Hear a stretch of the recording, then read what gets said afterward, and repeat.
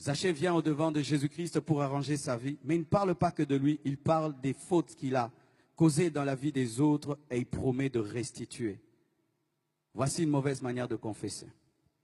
Je fais mal à mon épouse, je lui parle méchamment. Et au lieu de dire, Blanche, pardonne-moi, je vais vers Dieu. Seigneur, pardonne-moi, j'ai mal parlé à ma femme. Si elle m'entend prier, elle va dire, non, tu n'as pas blessé Dieu, c'est moi que tu as blessé, tu me demandes pardon. Nous avons un problème, nous blessons les hommes, mais nous allons auprès de Dieu pour demander pardon sans demander pardon aux hommes. Si tu blesses un homme, tu dois lui demander pardon. Ne demande pas pardon à Dieu seulement parce que tu n'as pas blessé seulement Dieu, tu as aussi blessé l'homme. Tu parles mal à ton frère, demande-lui pardon. Ne dis pas, Seigneur, j'ai blessé les gens avec ma langue. Non, je suis là, j'ai mal. Viens me guérir, dis-moi que tu m'as fait du mal. Tu demandes à Dieu pardon, pardon Seigneur, j'ai volé. Mais si tu as la voiture de voler, va rendre cette voiture. Tant que tu n'as pas restitué, Dieu ne te pardonne pas. Seigneur, pardonne-moi, j'ai pris le mari d'autrui. Dis à cet homme, rentre auprès de ton épouse, je t'ai volé. Et va chercher cette femme, présente des excuses et rends-lui son mari. Mais si tu demandes seulement pardon à Dieu, alors que tu as blessé ton prochain, ce n'est pas ça la parole de Dieu, parce qu'il y a quelqu'un qui a mal et qui a besoin que tu t'excuses. C'est facile de s'humilier devant un Dieu qu'on ne voit pas, difficile de s'humilier devant un homme qu'on voit. C'est ça le problème, l'orgueil. Oh Dieu, délivre-moi. Arrêtez cela, il n'y a pas que Dieu, il y a aussi l'homme. Quand tu fais du mal à un homme, c'est vers l'homme que tu dois aller. Tu fais du mal à tes parents, tu présentes des excuses à tes parents au lieu de faire des jeûnes et des retraites. Mais tu es tout le temps dans les prières. Jésus, guéris-moi, délivre-moi mon caractère. Non, va présenter des excuses. Tu ne parles plus à ton père, tu ne le salues même plus, tu ne parles plus à tes enfants, tu blesses même tes enfants, tu insultes ta fille, insultes tes garçons, vous êtes bêtes, vous n'allez pas réussir à l'école, et puis oh Dieu pardonne-moi, ton enfant a mal, demande pardon. Zachée était devant Jésus, mais il parle des autres parce que c'était un voleur et il a rendu au quadruple ce qu'il avait volé. Si vous pardonnez aux hommes leurs offenses, votre Père Céleste vous pardonnera aussi. Mais si vous ne pardonnez pas aux hommes, votre Père ne vous pardonnera pas non plus vos offenses. Quand tu as des hommes prisonniers dans ton cœur et dans ta vie sent mauvais. Et quand tu dis, Seigneur, pardonne-moi, il sent une mauvaise odeur, des brebis prisonnières dans ta vie et dans ton cœur. Quelle est cette personne que tu n'arrives pas à supporter? Il suffit seulement que tu la voies. Du coup, tu es dérangé. Tu la tues même dans ton cœur, tu te dis, vis comme si je n'existe pas. Tu fais ta vie et je fais la mienne. Tu me vois et tu fais comme si tu ne m'as pas vu. Et si même je meurs, ne viens pas à mon enterrement. Tu l'as tué. Tu es un meurtrier.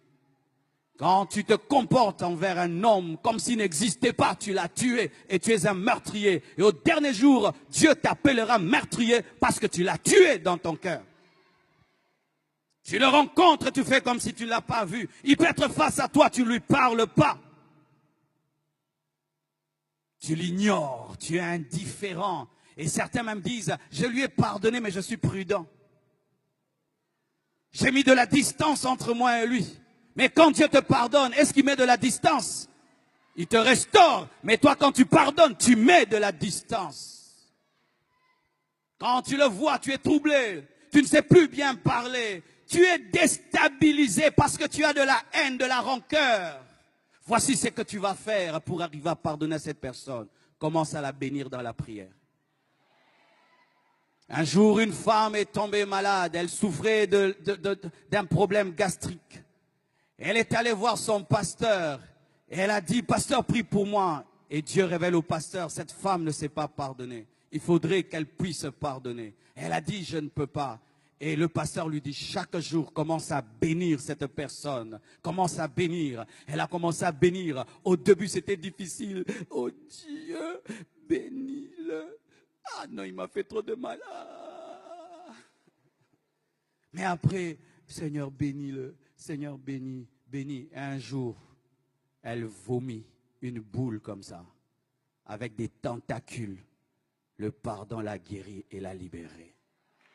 Lorsque tu as de la haine, ce n'est pas d'abord la personne qui est haïe qui souffre, c'est toi qui souffres parce que tu ne te sens pas à l'aise.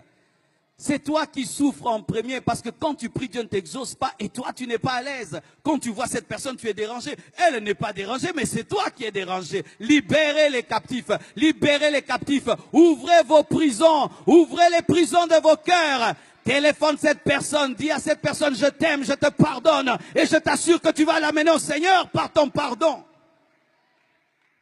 Beaucoup qui êtes chrétiens en ce lieu, vous n'arrivez pas à amener vos familles vers Christ. Pourquoi? Vous vivez dans la haine et dans la rancune. Tu as de la haine pour un païen. Tu as de la haine pour un païen. Tu es chrétien, mais tu as de la haine pour un païen. Comment il viendra à l'église? Toi qui es chrétien, tu ne sais pas pardonner. Saluez ceux qui ne vous saluent pas. Dites bonjour à ceux qui ne vous saluent pas. Écris-lui un SMS, je te pardonne. Même si c'est ton copain qui t'a déçu et qui a pris quelqu'un d'autre. Même si c'est la personne qui a tué ton père, tu dois pardonner. Même si c'est la personne qui est allée, qui a détruit ta réputation, tu n'es plus respecté, tu dois pardonner. Pourquoi? Parce que Dieu t'a tout pardonné. Jésus est mort pour tous tes péchés. Il est mort pour tous tes péchés. Et s'il a tout pardonné, tu dois aussi tout pardonner. Soyez parfaits comme votre Père Céleste est parfait. Lorsque Dieu répand sa pluie, il la répand sur les sorciers et sur les chrétiens. Lorsqu'il envoie le soleil sèche le vêtement du sorcier et du chrétien. Si Dieu peut aimer le mauvais et le bon, toi aussi.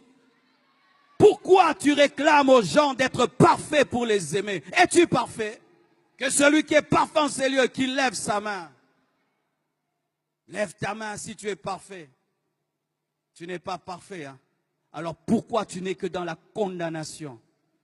Il a fait ça, il a fait ça, il a fait ça. C'est pourquoi toi aussi tu as fait ça, tu as fait ça et tu as fait ça. Et d'ailleurs, si on ne met pas ce que tu as fait, mettons les pensées. Tu as pensé ça.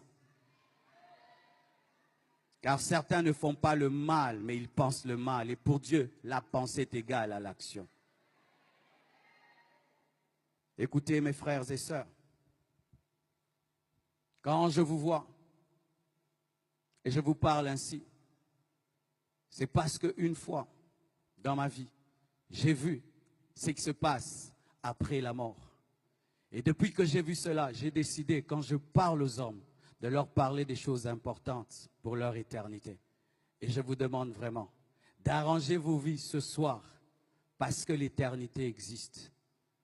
J'ai eu une vision d'un jeune homme qui était dans le coma, à l'hôpital, et qui avait un grand-père qui lui prêchait la parole. Et son grand-père lui a prêché la parole lorsqu'il est sorti du coma, il lui a présenté Jésus. Et ce jeune, malgré qu'il était malade, a refusé. Et quelque temps après, il est mort. Et voici ce que j'ai vu. Lorsqu'il est mort, il y a eu comme un trou sous son lit. Il a commencé à descendre. Son âme descendait dans le feu. Et je l'accompagnais dans ce feu. J'ai entendu son âme qui parlait, qui disait, « Qui arrêtera ma course et ma descente ?» Et je sentais la joie du diable, des démons, qui était dans la joie de voir cette âme perdue pour l'éternité. Et il regrettait de n'avoir pas écouté son grand-père. Et après, j'ai vu une autre vision. Ce jeune est revenu dans son corps et son grand-père lui a prêché et il a été sauvé. Bien-aimé, l'enfer existe. Et ici, il y a des âmes précieuses, tellement précieuses. Et si tu pouvais aujourd'hui faire comme ce jeune homme, pas écouter ton grand-père, mais écouter Jésus, prendre une décision aujourd'hui de faire une vraie repentance, une vraie confession à la lumière de la parole qui t'a été présentée. Que Dieu vous bénisse abondamment.